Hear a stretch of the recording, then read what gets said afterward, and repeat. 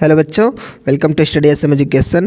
In this video we are going to study line by line explanation in Hindi of class 6 English NCERT book The Pact with the Sun, chapter 4, The Old Clock Shop.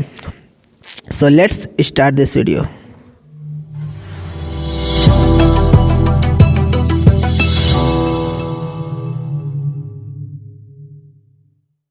जैसे बच्चों यहाँ सबसे पहले comprehension के through कुछ information दी गई है, जिसका फर्स्ट पॉइंट है it's Christmas Eve and closing time for shops. मतलब ये जो ईव थी, वो जो शाम थी, वो कैसी थी, क्रिसमस ईव थी और जो शॉप्स के बंद होने का टाइम हो गया था। जैसे कि क्रिसमस ईव क्या होता है, जो क्रिसमस के एक दिन के पहले की जो शाम होती है उसको हम लोग बोलते हैं Christmas ewe.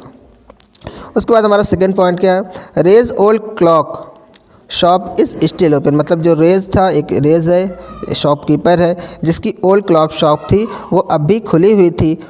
To shoppers call at this late hour. मतलब दो शॉपर्स होते हैं जो इस लेट आवर में देर हो चुकी थी पहले ही, तो इस लेट आवर में दो शॉपर्स आते हैं। कहाँ पे? रे की ओल्ड क्लॉक शॉप पर। चलिए अब इस चैप्टर का कॉम्प्रिहेंशन देखते हैं। जैसे Christmas Eve had arrived, Christmas की ईव आ चुकी थी। As last minute shoppers were going home, यहाँ तक कि जो लास्ट मिनट शॉपर्स होते हैं जो ख़रीदारी लेट करते हैं वो भी घर जा चुके थे। A thick white sheet of snow lay over Salt Lake City USA. मतलब सॉल्ट लेक सिटी यूएसए में जो सिटी थी उसके ऊपर वाइट कलर की जो स्नो थी, जो बर्फ़ की चादर थी, वो मोटी मोटी वो बिछी हुई थी। Yet the lights were still burning in the old clock shop. फिर भी जो लाइट्स थी ओल्ड क्लॉक शॉप में अब भी जल रही थी। As Ray its old deaf owner worked on a clock. जैसा कि इस दुकान का जो शॉप का जो मालिक था, एक कि बूढ़ा था और डेफ था, वो अब भी एक क्लॉक पर वर्क कर रहा था। He had sold that day, जिसको उसने उसे उस दिन बेचा हुआ था। उसके बाद हैविंग फिनिश्ड हिज वर्क, अपना काम ख़त्म करने के बाद रे स्टूड अप, रे खड़ा हुआ and was on his way to the back room, और वो अपने घर के रास्ते पर वो जाने वाला था। When a cold rush of air from the front door hit the back of his neck. और तभी क्या हुआ, फ्रंट डोर से हवा का एक कोल्ड रश ठंडी हवा का झोंका उसकी गर्दन के पीछे से हिट किया। He turn to meet a last minute shopper, वह लास्ट मिनट शॉपर से मिलने के लिए मुड़ा। But his old wise eyes told him that, लेकिन उसकी पुरानी बूढ़ी जो वाइज बुद्धिमान आंखें थी, उसने उसे बताया कि this was not a shopper, यह कोई शॉपर नहीं है, मतलब कि यह कोई ख़रीदार नहीं है। ही सॉ टू मैन, उसने दो आदमियों को देखा। वन इन हिज 20s, और इसकी जिसमें से एक की उम्र कितनी थी, लगभग 20 की थी। द अदर क्लोजर टू 50, और जो दूसरा आदमी था वो लगभग उसकी जो एज थी लगभग कितनी थी, 50 ईयर्स की थी। उसके बाद the younger man remain at the road, उनमें से जो छोटा आदमी था वो दरवाजे पर ही रहा, दरवाजे पर खड़ा रहा। The older man approached the counter with no sign of friendliness in his eyes, और उसमें से जो बड़ा आदमी था जिसकी एज 50 ईयर्स की थी, वो काउंटर की तरफ आगे बढ़ा और उसकी आंखों में दोस्ती का कोई संकेत कोई साइन नहीं था। उसके बाद Ray was able to hide his growing fear, Ray अपने बढ़ते हुए डर को छुपाने में समर्थ हुआ।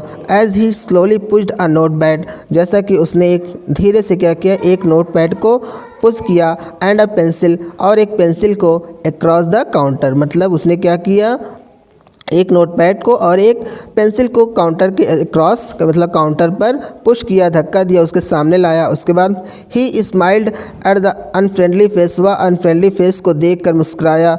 Then pointed to his ears, और तब उसने क्या किया, अपनी ईयर्स की तरफ, अपने कानों की तरफ पॉइंट किया।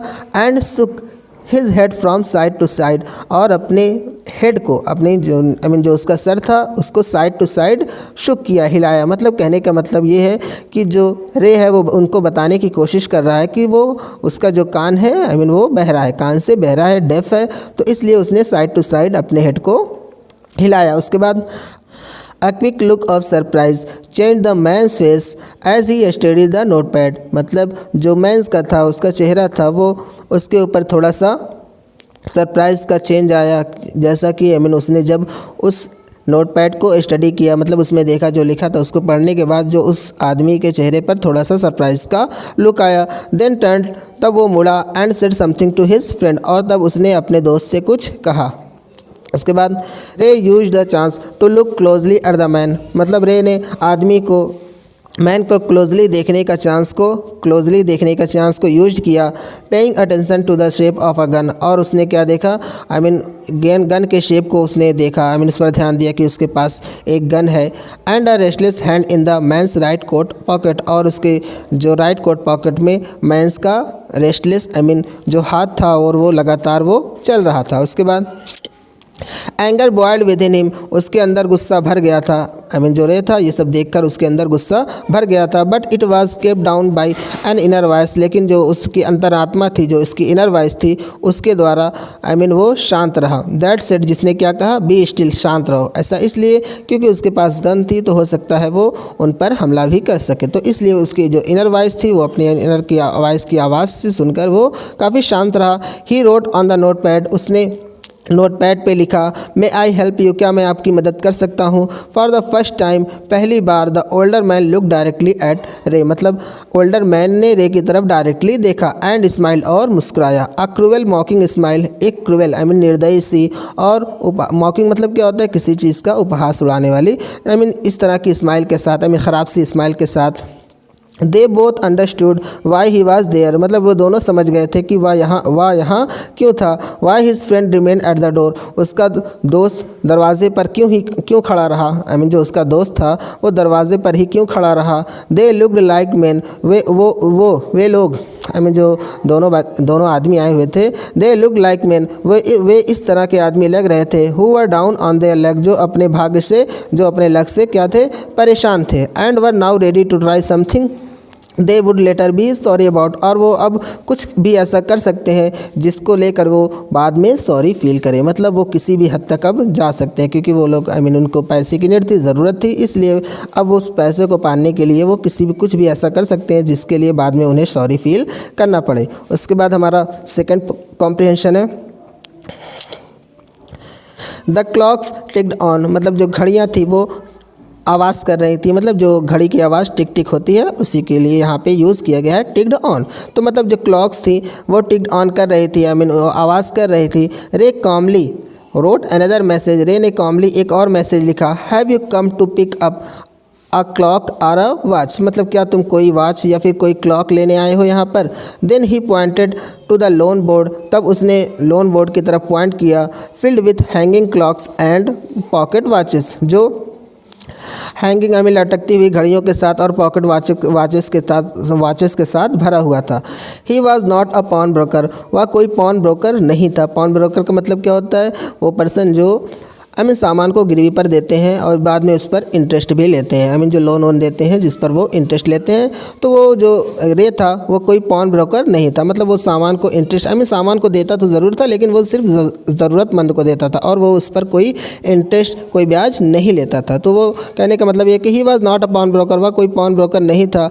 But at the same time couldn't say no to the needy people who placed their old watches or clocks before him for anything they could get, मतलब लेकिन उस टाइम वो मना नहीं करता था जब कोई ज़रूरतमंद पीपल, नीडी पीपल मतलब क्या होता है, ज़रूरतमंद, जिसको पैसे की ज़रूरत होती है। तो जब कोई नीडी पीपल उसके पास आता था और वो अपनी वाचेस जो पुरानी वाचेस होती थी या फिर क्लॉक्स होती थी उनके बदले वो कुछ भी एक्सेप्ट करने के लिए तैयार होते थे, तो वह उनकी मदद ज़रूर करता था। मतलब क्या होता था, वो उनसे जो वाचेस होती थी, जो क्लॉक्स होती थी, उनसे वो ले लेता था और उसके बदले वो उनको लोन दे देता था, लेकिन उस पर उनसे कोई कोई इंटरेस्ट नहीं लेता था। उसके बाद ही लोन्ड मोर देन ही शुड, मतलब वह उन्हें ज़रूरत से जो उनके सामान की, उनकी वाचेस की, क्लॉक की कीमत होती थी वह उसे ज़्यादा ही देता था, क्योंकि जब कोई ज़रूरतमंद आता था तभी वो ऐसा करता था। उसके बाद जैसा कि यहाँ पे पहले ही बता दिया गया कि जो रे था वो कोई पॉन ब्रोकर नहीं था, वो सामान को